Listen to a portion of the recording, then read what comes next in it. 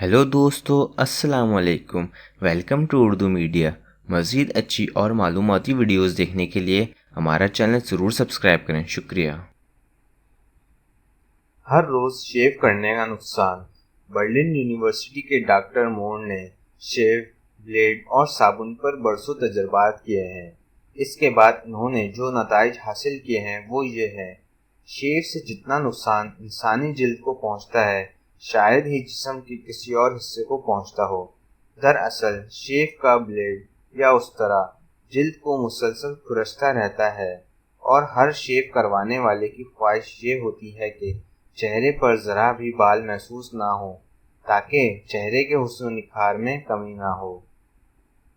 इसके लिए चेहरे की जिल्द को उस तरह से बार बार छिलाता रहता है।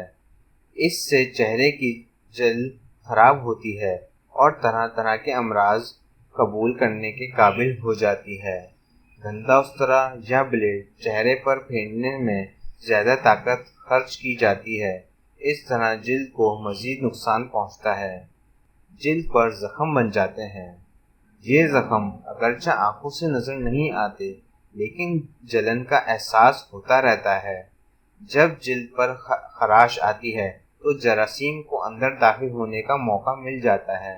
इस तरह दाढ़ी मुंडवाने वाले तरह तरह के अमराज में मुब्तला हो जाते हैं। चेहरे पर मामूल की फुंसियाँ निकलती हैं। फिर इसके अलावा वो एक जल्दी सूजिश पैदा होती है। इसके अलावा बाज़ छूत के अमराज पहले चेहरे और फिर पूरे जिस्म को लपेट में ले सकते हैं।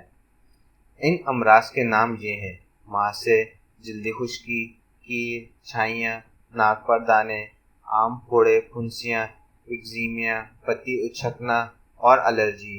शेव का मुसलसल अमल गदा निज़ामिया पर बुरा असर डालता है। इससे जिस्म कमज़ोर होता है, बिनाई पर बुरा असर पड़ता है और ये आप जानते ही हैं, दाढ़ी रखना शर्त वाजिब है। दाढ़ी ना रखने वाला शख्स सख्त गुनाहगार है और ये ऐसा गुनाह है जो किसी वक्त जान नहीं छोड़ता। लिहाजा दाढ़ी की सुन्नत को तर्क करना हर लिहाज से नुकसानदेह है।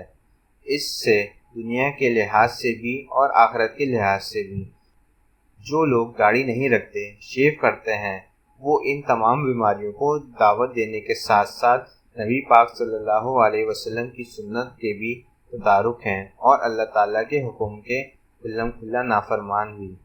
कौलो फेल में तज़ाद वाली बातें हैं। हज़रत शकीकुल बुल्खी रहमतुल्लाह अलैह फरमाते हैं, लोग तीन बातें महज ज़बान से करते हैं मगर अमल इसके खिलाफ करते हैं। एक ये कि वो कहते हैं कि हम अल्लाह ताला के बंदे हैं, लेकिन काम गुलामों जैसे नहीं करते, बल्कि आज़ादों की तरह अपनी मर्ज़ी पर चलते हैं।